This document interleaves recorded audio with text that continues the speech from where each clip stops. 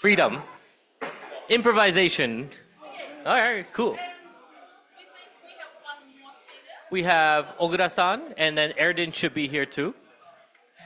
Erdinch, he's at the bar. I see him at the bar. Come closer? Yeah, come closer. Okay. How many chairs do we need? One, two more. Ogura-san and then Erdinch. Yeah, perfect. All right. Thanks everyone for joining us here at our Thursday gathering, number 328. No, we got two more here. For those of you who didn't join us at Global Gathering last week, today is kind of a session for you to engage with the greater community who put on the event. For a time for us as kind of speakers and people who put on the event to kind of reflect upon each other's, I guess, accomplishments or so there you will, and kind of reflect on our end. And then we go into discussion about what the big event was all about. So, you know, it's a time more for reflection, I guess, and then see what we can happen from here. For those of you watching online, feel free to use the chat. And go from there. We'll like try to, we have the chat in front of us, so we'll be able to kind of ask questions, and you know, I'll like moderate with like the people who are on stage. But you know, as the flow, we'll go quickly over the basics of what the event was all about, and then we'll go into introductions, and then we'll have a discussion. So thanks guys for coming out on such short notice. I know everyone's tired from putting on the big event last week, but we'll go from there. So first, again, last week we had a global gathering here in Tokyo, in虎ノ門, and it was pretty big, I would say. Big, maybe, yeah. Yeah, pretty big. And I guess the first thing we want to say is thank you. Thank you for coming. Thank you for participating. Thank you, everyone, for taking part. It was a huge kind of, I know, a gathering of people from all around the world. And I guess big one first is thank you for TMG for supporting this initiative and making us aware of such a great opportunity to connect with the local ecosystem, and for Tokyo and Japan to kind of connect with everybody else. Without that opportunity, I think we would have been this far.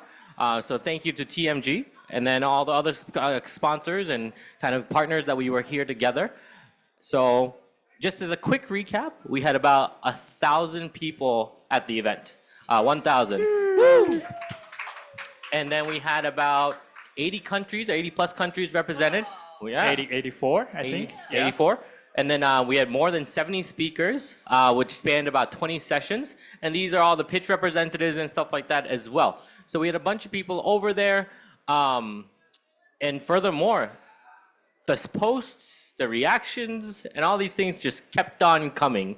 And to this day today, which is like a week later, I can't believe it's been a week since Global Gathering, and it's still here. People are posting about us. There's a lot of thank yous. I met some cool people.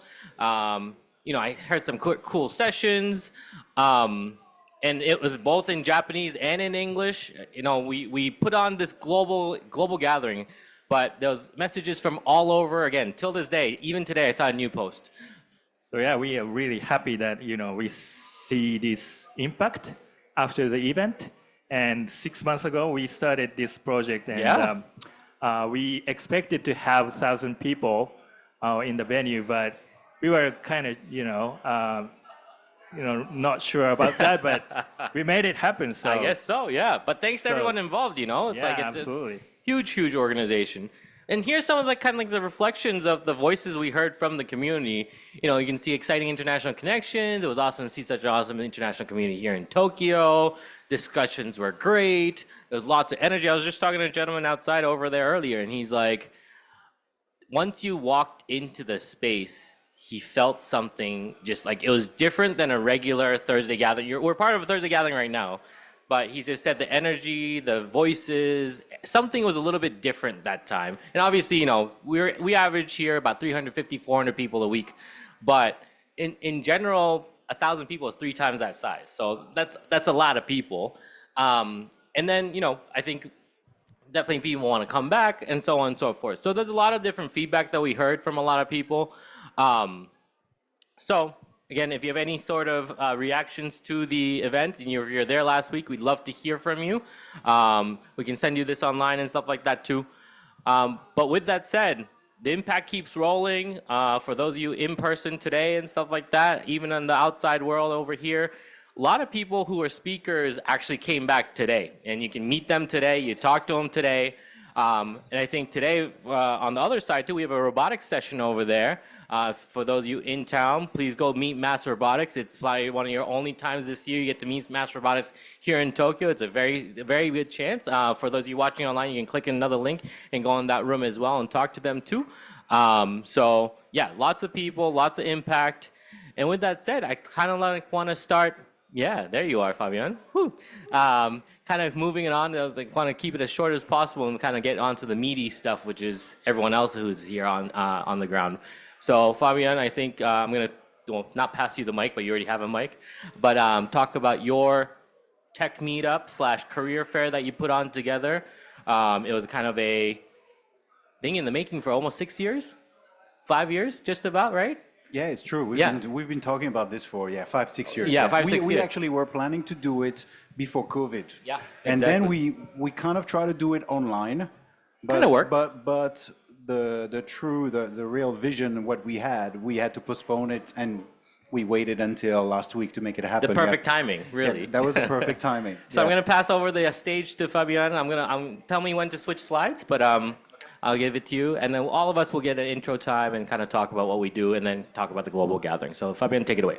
Well, thank you, Tak. Before we talk about the event that we organized last week, let me give you a quick introduction. My name is Fabian. I'm the founder and CEO of a HR tech company called Hire Planner. We are an HR tech company, and we provide all-in-one recruiting solutions for companies that are looking for staff in Japan. We specialize in bilinguals, and we strong with entry level and also IT and tech professionals.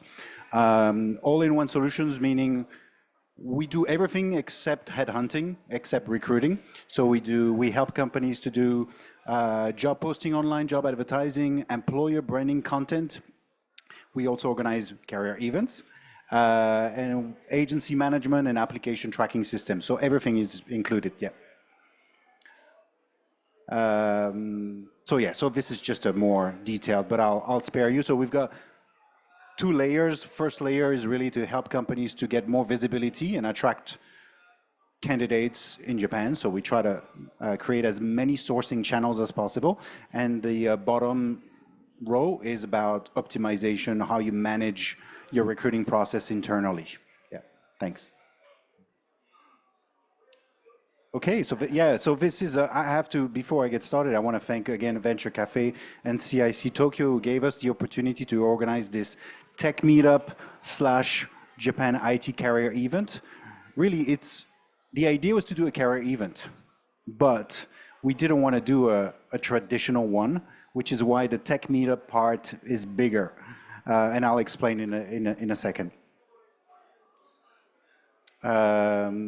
This is just to give you an idea. So we had 10 companies that participated as companies hiring on the day of the event. So we had, 2 months to prepare for this, right? You had 2 months. I had 2 months. I had 2 months.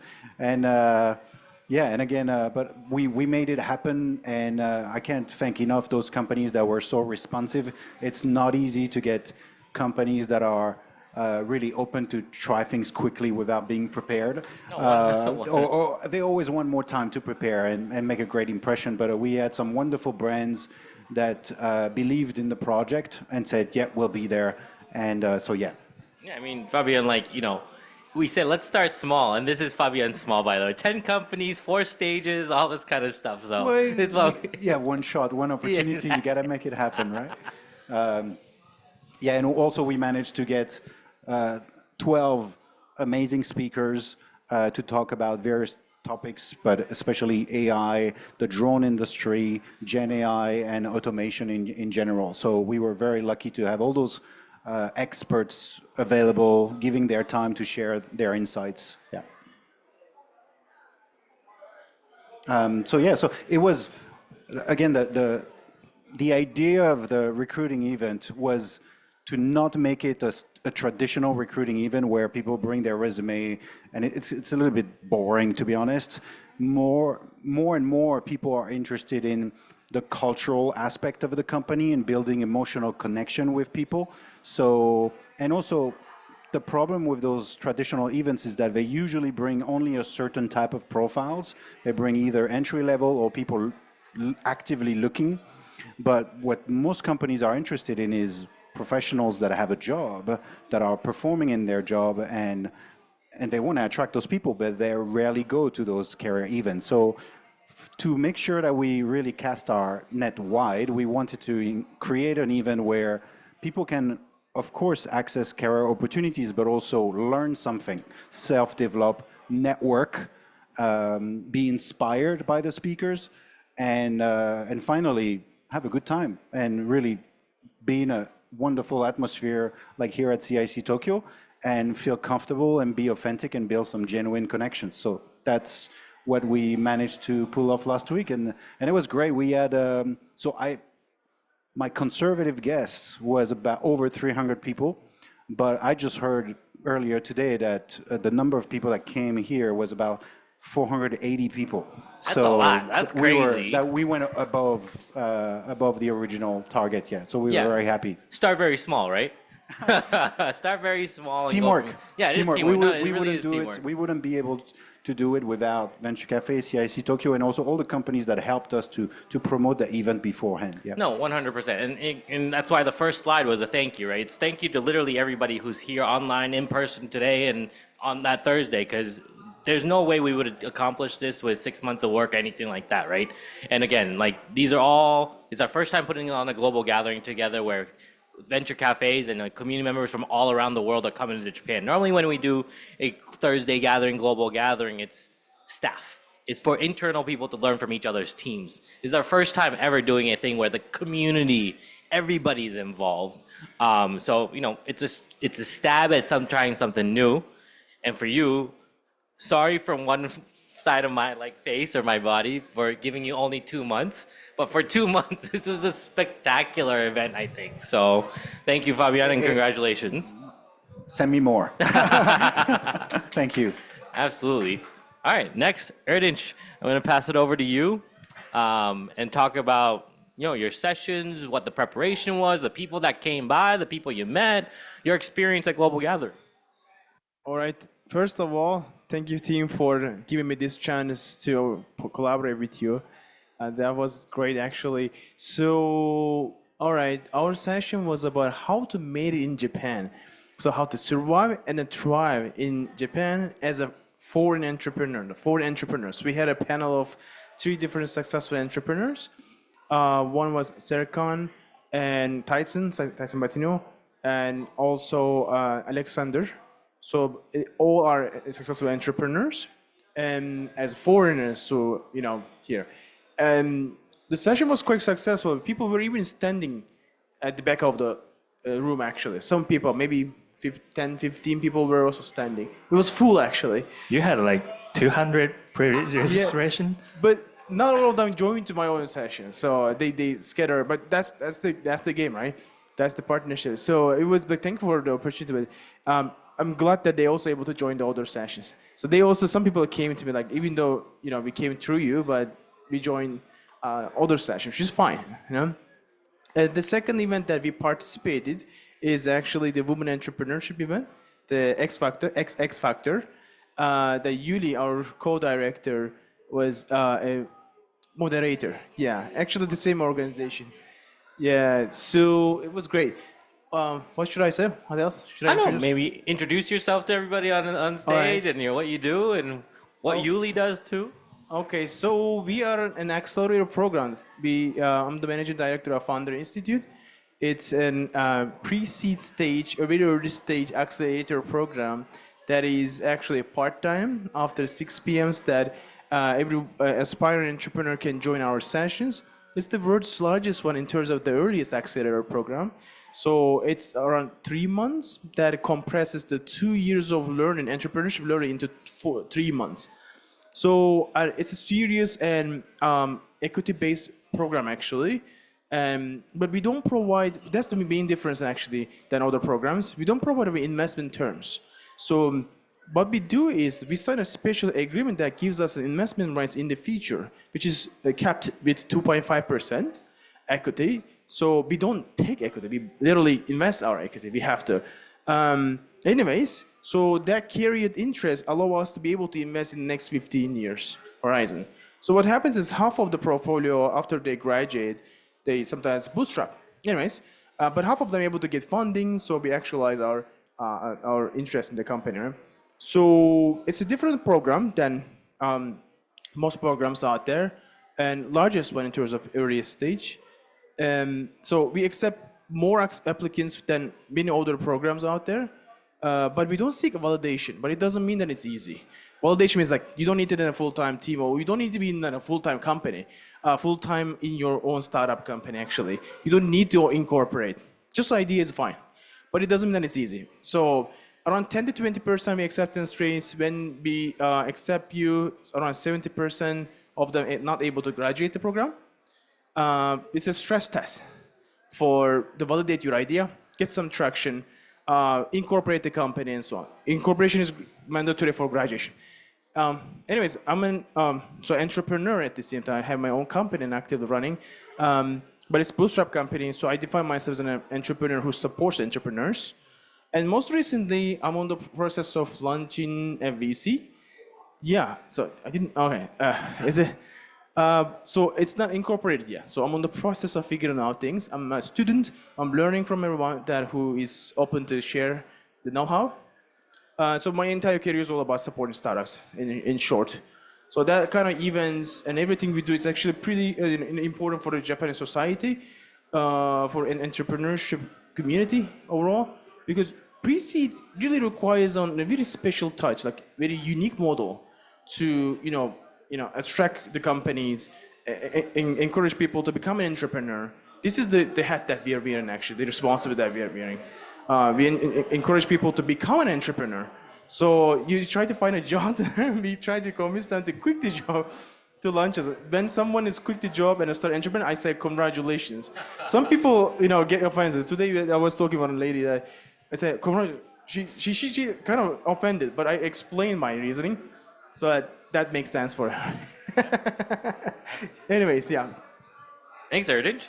Yeah. But we're going to get into a lot more feedback time for how your sessions went and networking like that too. Feel free to roast us publicly. It's also recorded, people who join online also, let it rain, okay, on the comments. All right, Erdinch, thank you. And moving on, I don't know if I should direct this at you, Rui-san, but this is the beginning of International Women's Day. So to everyone involved, happy International Almost Women's Day.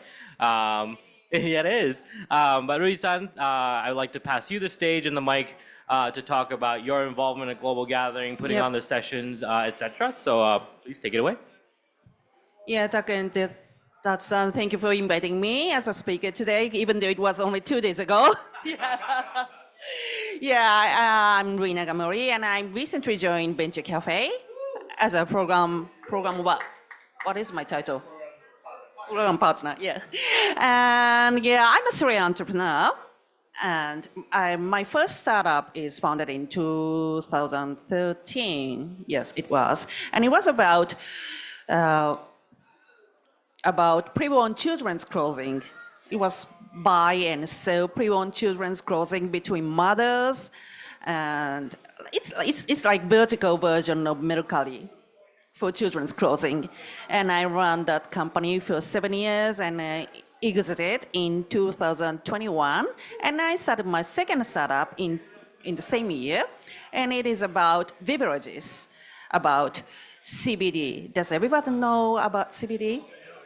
Okay, hope everyone does. It's extracted from cannabis, and of course it's totally legal here, even here in Japan, and it helps relax. Yeah, it's cannabis though.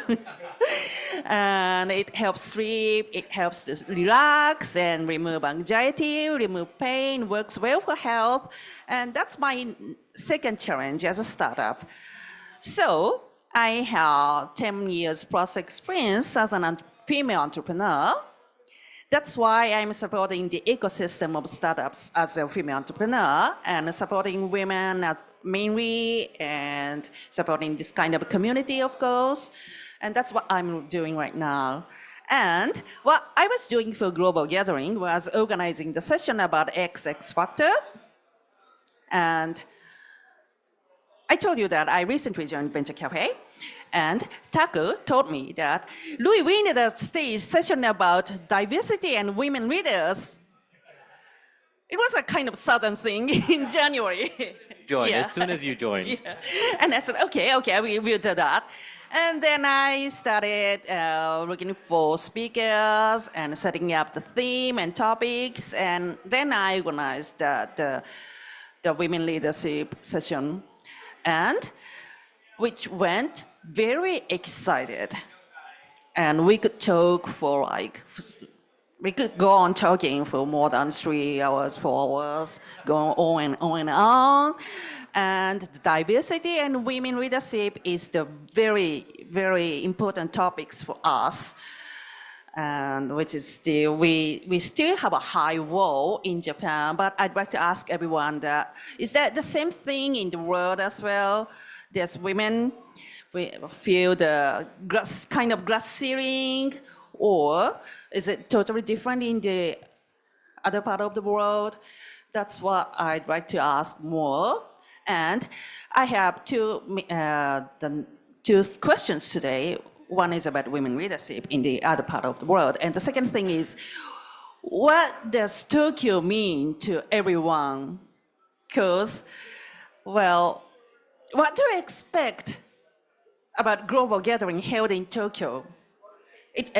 It attracted many international people, but what do they really, really want from Tokyo? And I was born in Tokyo and raised up in Tokyo.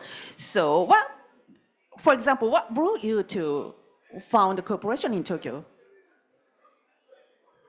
Yeah. And it starts. Because I live in Tokyo. That's very simple. I mean, like, from her perspective, I guess, if I want a deep dive, like, you founded an HR platform that's built for both. It was bilingual, right? You went bilingual right, first, that's not right, English, that's right. not Japanese. You went for both, right? So there must be a reason behind that, in a sense, diversity. But what is that need? Like, why did you build Hire Planner?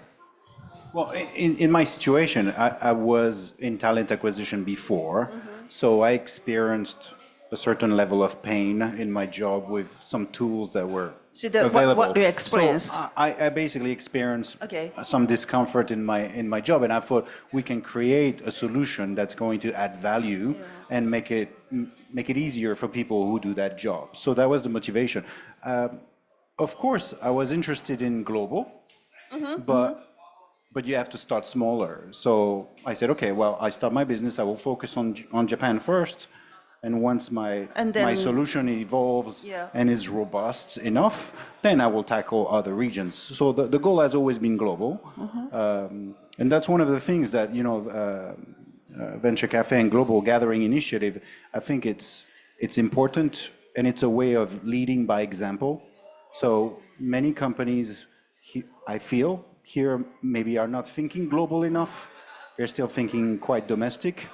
And we need to show them that it can be done. Yeah. We need to educate them, or we need to inspire them to go global and be open to different markets, different cultures. And I think the initiative of last week was a stepping stone to make people believe that this is how people should think, and this is where we should go. That's kind of my take.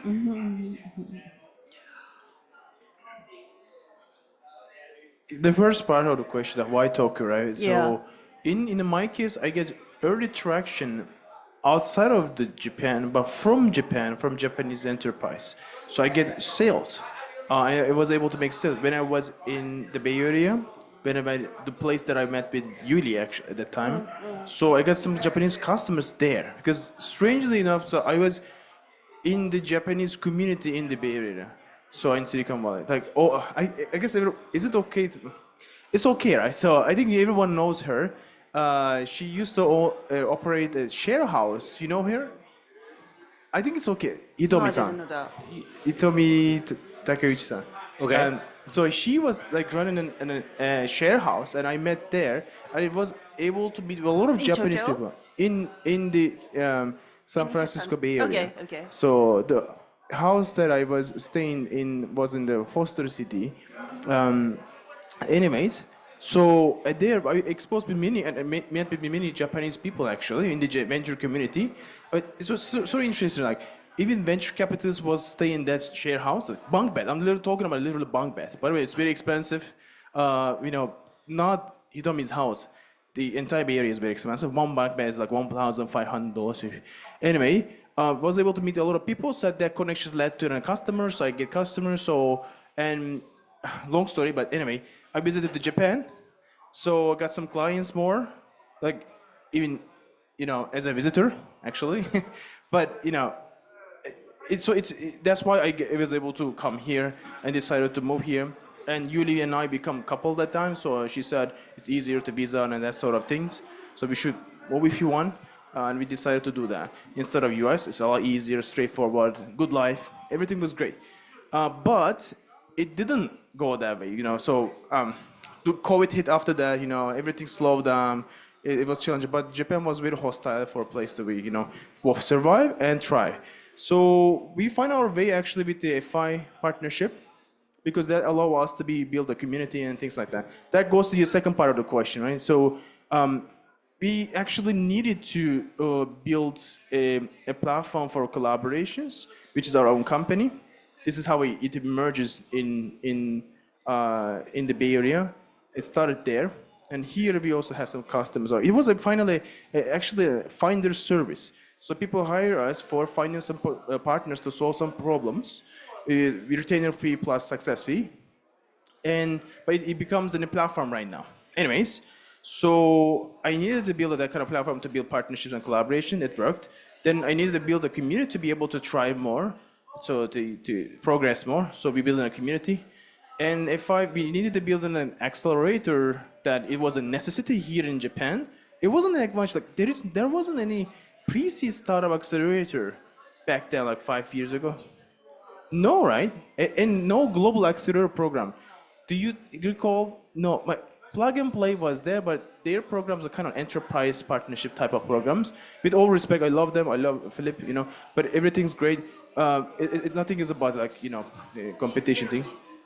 Yeah, so now there are many other programs emerge, which is great for this. I'm proud to say that we are one of the earliest, maybe the earliest in terms of global program actively foreign focus run here and do. We get a great traction. We have now for portfolio of 56 startups so far in 3 years, which is good traction actually. Anyways, so that allows us. So finally, maybe as a conclusion, so we needed to see some global-minded VCs who could be probably invest in the startup who is a global-minded. So why not also launch that? I'm emerging step by step with this way, getting traction, validated, and building up like this way. So doing great job actually in that way. So basically that's my story. Cool. Thanks, man. I think in that sense, Ogura-san, you haven't spoken too much yet, so it's time for you to introduce yourself. Already 30 minutes in, by the way. But I think we heard from Fabian Erdinch about the perspective of going global. But I think your perspective, you're a former director of communication for the Olympics. You have over 10 years of putting on events in Japan and the sports world, analytics world. So if you flip that question Rui-san just asked and say, from a Japanese perspective, why Tokyo and why do we need a global event here? And then obviously putting on this global gathering together, what are your thoughts on the question? Do you think it's important? Do we even need to do this? What was your reaction? Yeah, so my name is Tatsuo Ogura, also program partner of Venture Café Tokyo. Finally, I introduced myself, and I was co-project managing this global gathering project with TAC. That was really honor to have this role, and we enjoyed a lot, actually.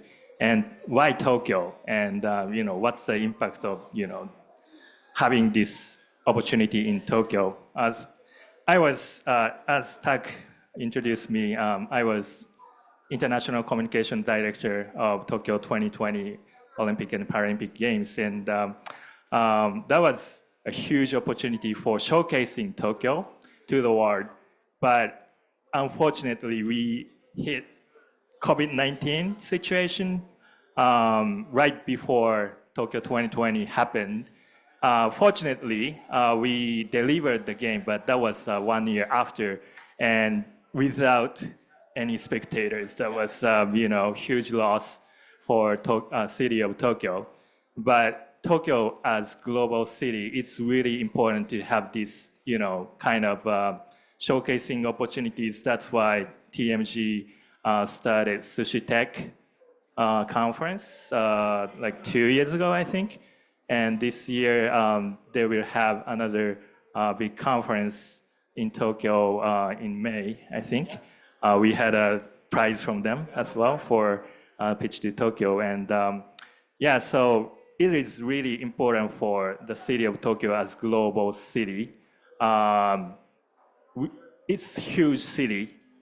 Everybody knows Tokyo. But as a business standpoint, I don't think it's matured enough as global business hub. So Tokyo metropolitan government's trying to make this happen and asking several community builders to have this global business activation program. And Venture Café Tokyo was one of them. So we try to showcasing this city of Tokyo with this opportunity. And I think it is really important to lead the East Asia and Asian country as a business hub for Asian countries. Of course, Tokyo has a huge potential to lead Asian countries in that sense, and also as a startup ecosystem. We had several sessions about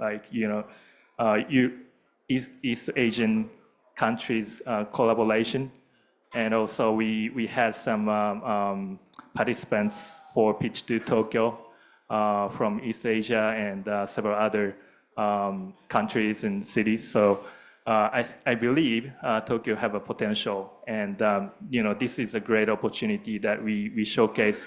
We proved that we can have those type of impact to the world. So that's my. But from my perspective, you put on these yearly sports conferences. You get 1,000 people through the door, right? And you've done it for what, 10 years? Yeah, and obviously, yes, I get it. The target market of your audience is mainly focused on Japanese people, and this global gathering is focused on the foreign market. Right. Yes. Is there a need for both, you think, or is it? We're just doing an event because we're doing it. What do you think? Is it important for us to keep doing these initiatives? Yeah, definitely. That's a great point. That we need to have the mixture of local people and the international communities. We try to have a big number of foreigners this time. That was successful, and we had 60% of the participants are originally from foreign countries. That was great. But at the same time, some of the Japanese participants felt a little bit isolated, I guess, if you don't speak English that well. But it's, to be global city, it's some of the walls needs to be I'm feeling the same way. Question for the audience also to clarify. You guys also provide the interpretation, simultaneous interpretation too? When? In the sports conference? No. The global gathering? Global gathering. No. We didn't have one. You guys some people did have. That was the intercom for staff to talk if something was going on. Yeah. For next time. Oh, okay. Maybe Maybe that that's would a be feedback. Maybe that's a feedback. feedback. Yeah, that would be the feedback. If you could, maybe Japanese people wouldn't be isolated. 100%. And then vice versa, you know? Yeah. So yeah, that was not the bilingual event. Yes. That was like mostly English. Yeah, we had some Japanese session, but I mean, yeah, Fabian, go ahead. A member of the audience actually requested for simultaneous translation during our event as well. It was one of the sessions, yeah, and they said like, do you have that available? And we had to apologize and say, sorry, not this time. But I mean, that brings up a great point though, right? Like there is a barrier. There's a huge barrier, which is there's a cultural business barrier about how the Western world, the Eastern world, if you want to split it in half that way. But Japan and other people, we have a culture barrier, language barrier, and business barrier that's kind of that makes it hard for either side to cross over. And community like us and everyone else that's involved, we try to help as much to try to break down, loosen up the barriers so it's easier to do stuff. But it's hard. It's and the sessions even today, we're doing this all in English. There might be Japanese people that want to listen, but they might not get it. But it's true, right? Like whether it's an earpiece or anything like that. And it's those little things that could make connections a lot easier, but it just doesn't happen.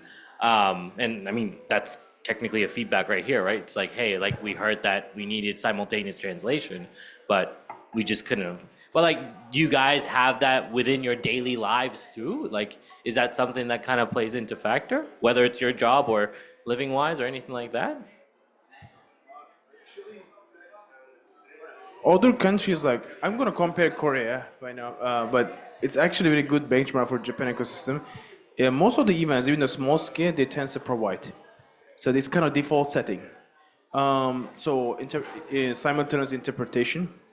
But some events, at least they provide, consecutive interpretation, which is someone talks, the interpreter represents. Yeah, so but that's not preferable. The audience also don't like it because it takes time, like double the time, right? But there a lot. But if it is a global hub, like some European countries plus or Dubai something like that, they don't just only English, So in Japan, no, but in Korea it's very common. During your events, I think you have like some technology that offers like simultaneous subtitles. I don't know how good it is, but I've seen it, and it could be an easy, maybe not perfect, not as good as simultaneous translation, but at least that could be something a little plus. Yeah, it was like I mean, like with AI coming out, it should get a little bit easier. I really personally think I didn't get paid by any of these companies. I think ChatGPT is one of the best translations out there right now as far as just translating and like changing all these different things goes. But yeah, we did have one back in the day, and we would be talking like this, and the subtitles say a silver porcupine walked down the street. It's like it wasn't the most accurate thing that was out there. But it get the big points out there, which is important. At least we know that these are the subject matters that people are talking about. So yeah, I mean, we did have that, but it's definitely, I think, a big barrier. You're going to say something. I was wondering, Fabian, you hosted the bilingual, talent identification session, and yeah, so I think it's important to have both. Japanese. It was not attendees. branded. It was not branded as bilingual. This one, huh? Yeah. But yeah. When we promote, like it's an event to find bilingual talent, but it's true. It was not branded as everything on the documentation. The promotion was like this is going to be an English event, but yeah. But that's definitely something that we should add as a check mark, to add for the next one for sure. Yeah. The other thing as well is simultaneous translation, as long as it doesn't drag the time, because everything gets longer, right? As soon as you add translation, there's. That's very true. And I think Erdinch touched a little bit upon it too. Like, if we are to do a bilingual anything, whether it's making a document, I normally tell people it takes 1.4 times the amount of time to first create it in your language. The nuances are there, but the translation factor takes a lot of more time, especially if you're writing something down. So it's actually, and cost too, absolutely 100%. Like a bilingual, talented person, Fabian, I don't know if you have stats on this, but costs more to hire that person to make them work, right, in a sense? So, I mean, it costs more, there's more time involved, and that's kind of like the beauty and the beast of working in a country that does two different languages, not just Japan, but if we are to move the global gathering to Warsaw or wherever it might be, you know, it takes a lot more effort and time into doing stuff like that. Everything takes more time and more money as soon as you involve more languages. Same like software. I know from experience, when you try to build a platform that's bilingual, double the amount of work, double the amount of testing, preparation, investment, everything is multiplied. So yeah, when you have 2 months to prepare this one, sorry, you will have only one language, the first one, but the next one, why not? Yeah.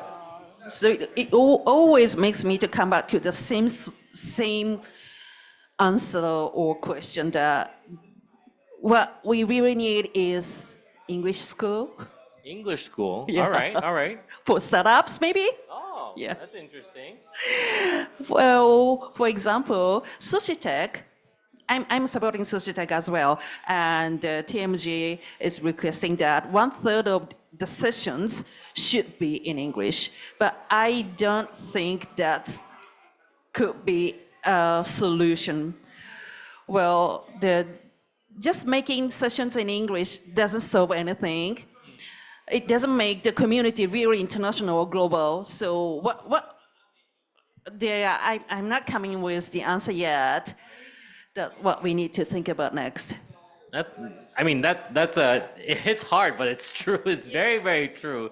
Having sessions in both languages really just brings people together. But if there's nothing inside that connects people or things or organizations or whatever it might be, like you just said, is there really a point to doing this is very important. And like, you know, Erdinch's session, you talked about how to survive in Japan and how to grow in Japan, right? So like, but that's still focused on a foreigner or like person that's coming from outside. It helps, but like, it helps because they are people here, but there's no real community that's like kind of building that towards it. So that I think that's a significant point. I didn't even think about that. And also, I think we gathered a lot of international communities based in Tokyo and Japan this time.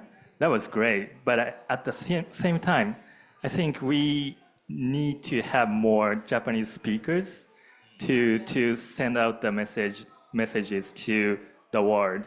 Like, you know, doesn't have to be English. You know, we have a lot of great speakers out there in Japan.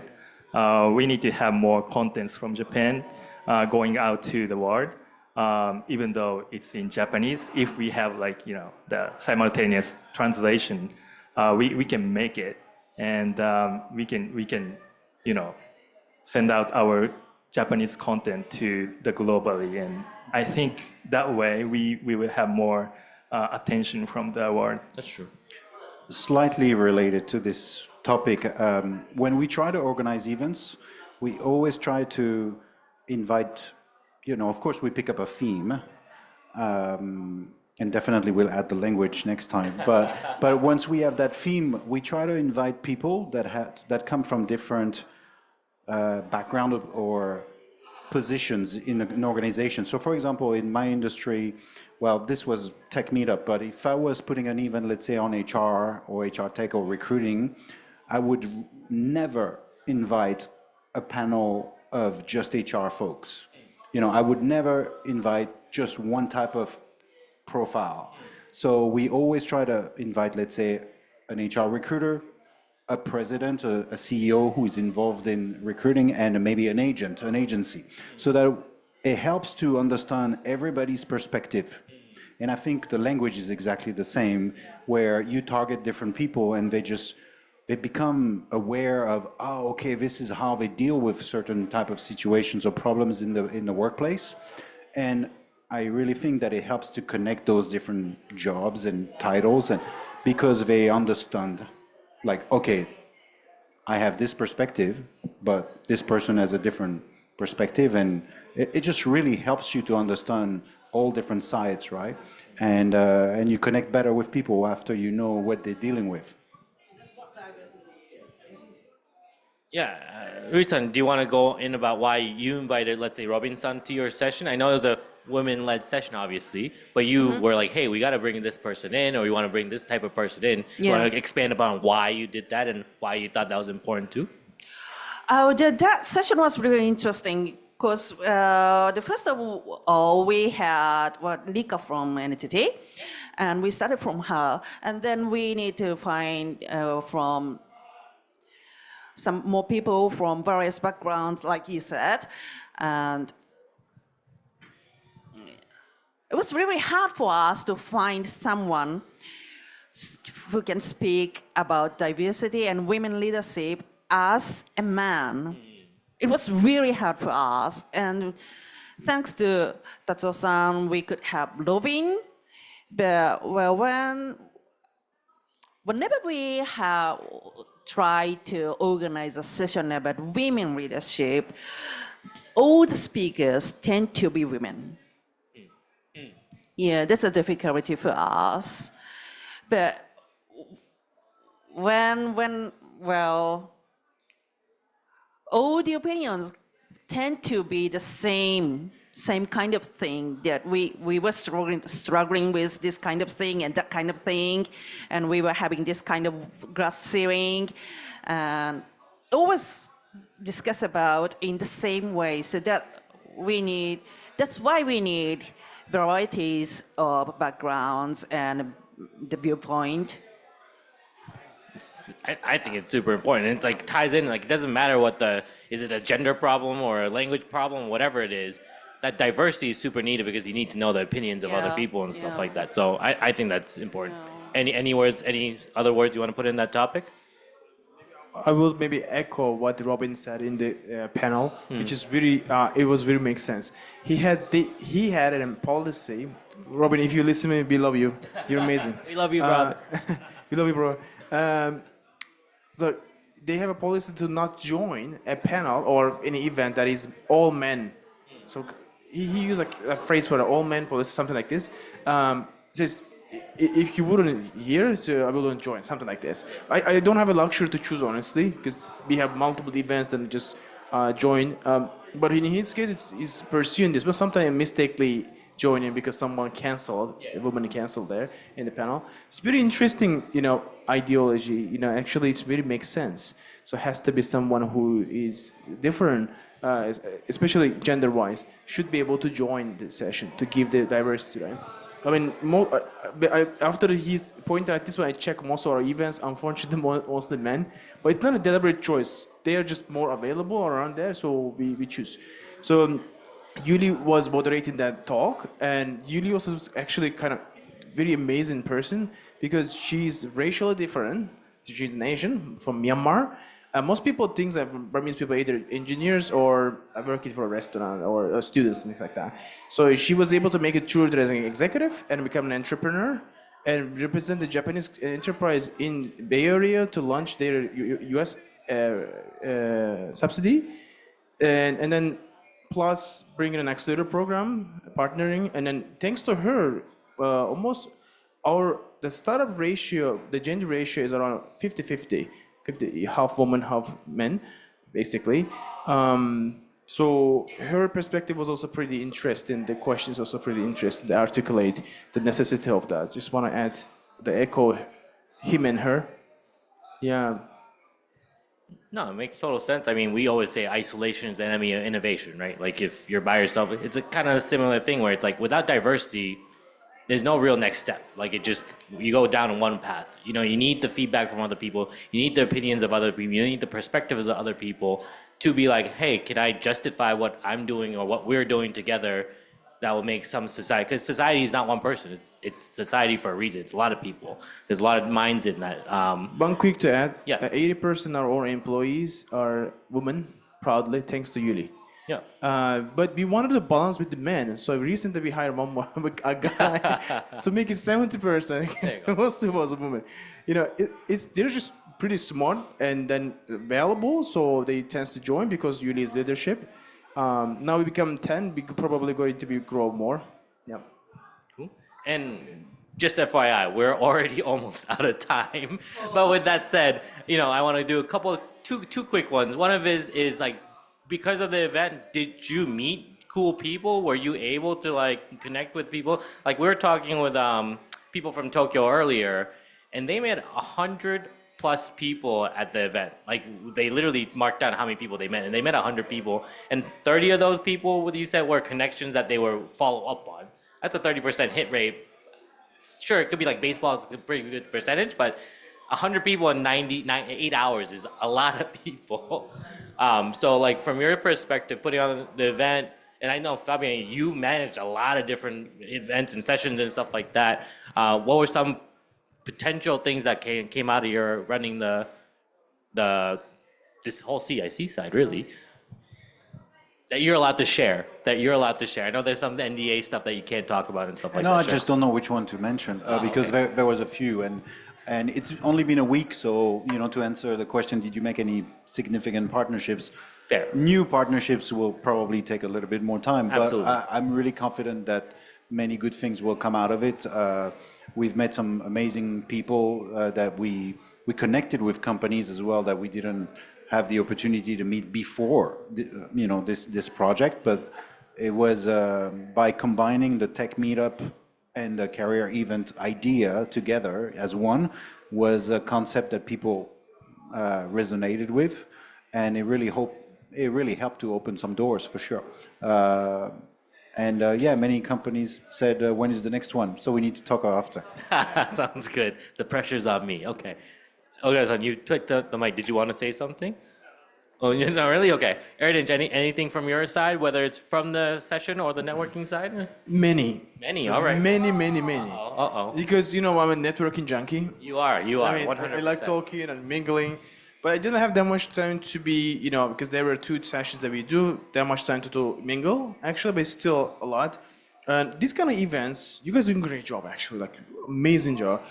To gather together all the ecosystem in one place, amazing way to actually get in touch with people. Sometimes you don't see, maybe we both are busy. It's a great way to catch up. Speakers, people joining, everybody actually. Great way to touch them, talk with them, get in touch, create great connections, and perhaps partnerships at the end, right? We had a really great discussion. Find some mentors thanks to this event.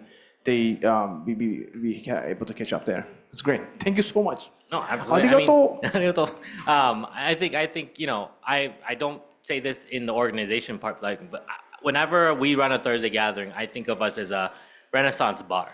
And back in the Renaissance, people have a single job, but they love art, and they love this, and they love this, and they love this.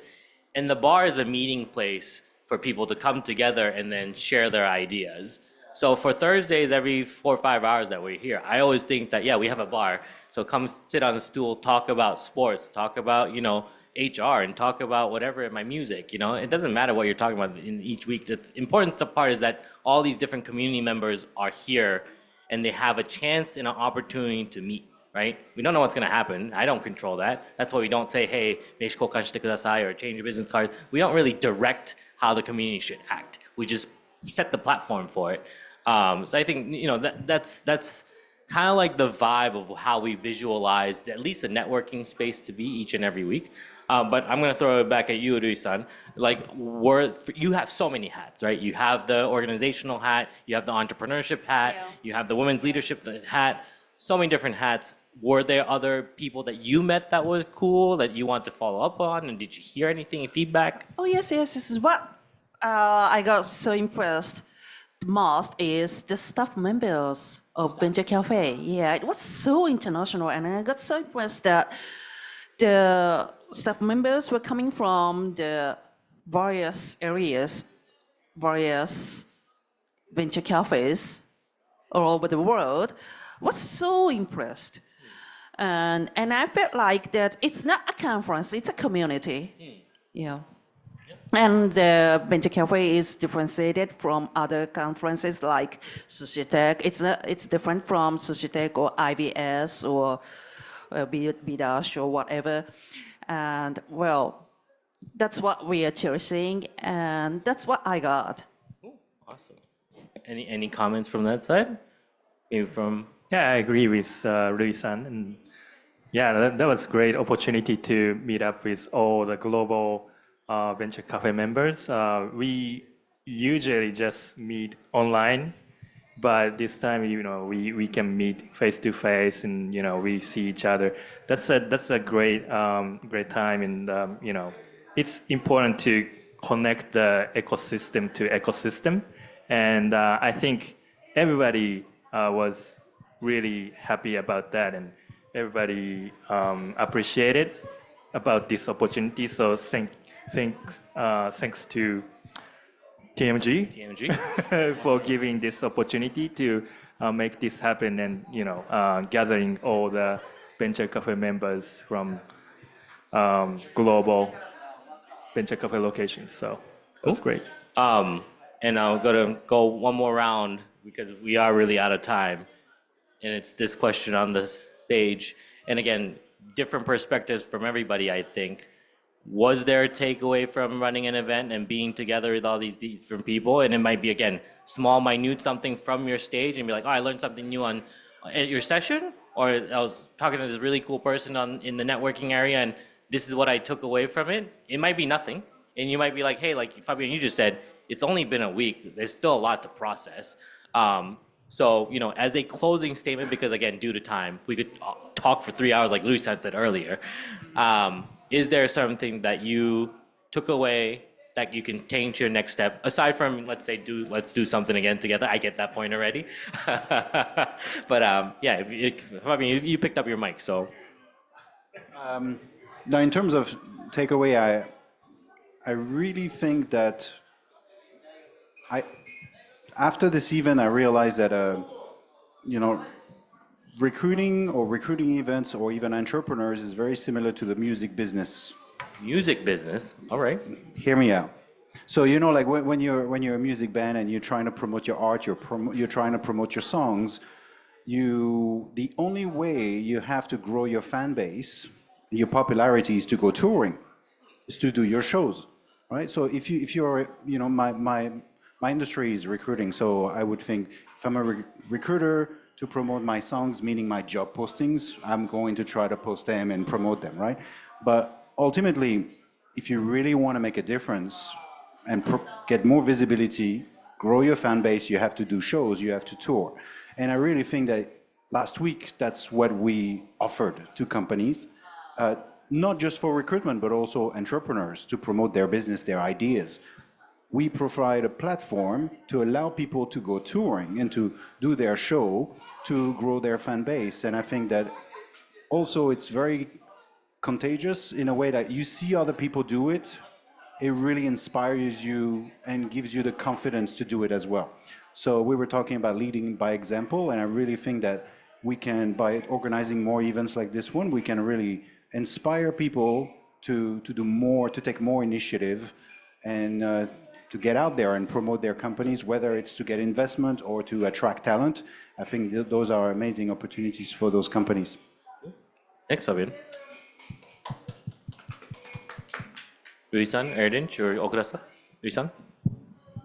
Yeah, my biggest takeaway is I think we need to try finding the best way to balance local people and international people. I'm not still finding the answer yet, but well, the more we focus on inviting international guests, the less we have the local guests. That's the difficulty, how to balance, and we need to find the secret about it as a truly global Tokyo. Cool. Erdinch. Takeaway is the importance of bringing many diverse people as possible was achieved very well in this event, and you guys doing great job on every week. And thanks for giving me support for such an early time. I was 2000 very beginner time of the Tokyo. You guys launched here, right? 2018, right? 18 is when we started, correct. 18. What month was it? We started March of 2018. So around it's wow, it means from the very early time I joined your events. Yeah, I mean, you guys, for the most part, are all like very early Thursday Gatherer community members, at least in Tokyo. We started Thursday Gatherings in 2009 in Boston, but for Tokyo standards, you guys are like OGs, like very, very beginning community members. All four of you, really. Amazing. So even from that time, I realized that this is how inclusive and open-minded community to, flourish. Right? This is amazing. Kudos to you guys. And as next steps, I think we should have more English events. More English Even events. more. Okay. I know we need to balance. Every English event means more Japan. But maybe because you guys are bilingual, right? Maybe we could collaborate or make it more appealing to Japanese audience as well. That's my proposal. Yeah. We're here to listen to all, right? Like, Let's say I could give the content to you guys. You can make it more Japan. I give some suggestions how we can make it Japan. Maybe we should put some subtitle under our designs, event posters, something like this. Because you guys bilingual, this. Bilingual. Almost everyone in the team. you guys are too, right? Yeah, but I'm not that much. I'm not Japanese, so you know what I mean. And I mean, you say you guys, but I really want to say we and us, right? Like, there's a reason that I said, Fabian, take over CIC and make the best, career event or meetup that you can, because we trust in what you do. Erdinch, we invite you over to every Thursday gathering because the content that you creates value for a community, right? Like you say thank you, you, but it's really like us. And then everyone here too, and online and whatever it is too, like it's everyone in this community, and not just Tokyo, but it's Cambridge and Berlin and all these other communities that we're doing this together to make this whole big thing that brought in 1,000 people. Thank you for saying thank you, but it's really thank you too. It's a global community. Thank you so much. Yeah. Ogura-san.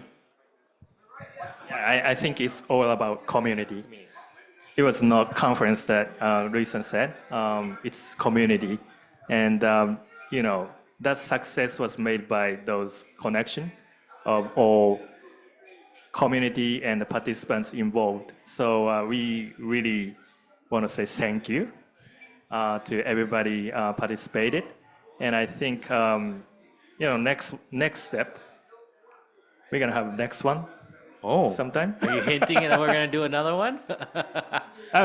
See you next week. See you next week. All right. See you next week. All right. But Venture Café Global Institute already promoted that who's gonna take the Venture Café Global Gathering 2026. So possibly or hopefully we're gonna have another global gathering next year. Do it. Let's do it. Let's do it. All right. All right. I mean, who knows? It might be Global Gathering 2025 again. It might be more. Or something. No, but you never know. Like I've heard in the chirpings all around this area that we want to do this 2 or 3 times a year, and we're like, oh, let's hold up a little bit. But it's true. Maybe once we get the recipe, it's a recipe to create something like this, and we can do it, and we can kind of make this go further. That's great. I think from my perspective, if I were to change something on how to make this next thing better is, like you just said, like a little bit more diversity. I think English is a common thread that everyone can speak it for the most part. Again, generically speaking, and it'll be fun for more people to put on more sessions. And yes, that sounds a little bit more conferencey, but it would have been really fun for Team Monterey. Hey, put on a session for us. Hey, Team Canada, put on a session for us. Hey, team, in a sense, like our little expo. Expo's coming up in Osaka soon, but like something like that, I thought would have been really cool. And again, that ties to what you just said, which is community, I think. But yeah, I think. In the end, the power of what, not just us 5, but everyone here outside and in the other room put together was something like very, very significant. Again, I'm still deciphering myself too, what it means, but it felt different. And I think that's what I will end it with. But thank you everybody for taking part at our global gathering. We hope you enjoyed it. If you didn't, come. Thank you. Thank you. If you didn't come, I hope we have a next one. I hope we can do it again. If it's in another country, I hope we can all go to that country and experience their global gathering and learn from them too. But yeah, it was pretty fun. And you said, see you next week. Let's do it again. Thanks everybody. またよろしくお願いします。ありがとうございました。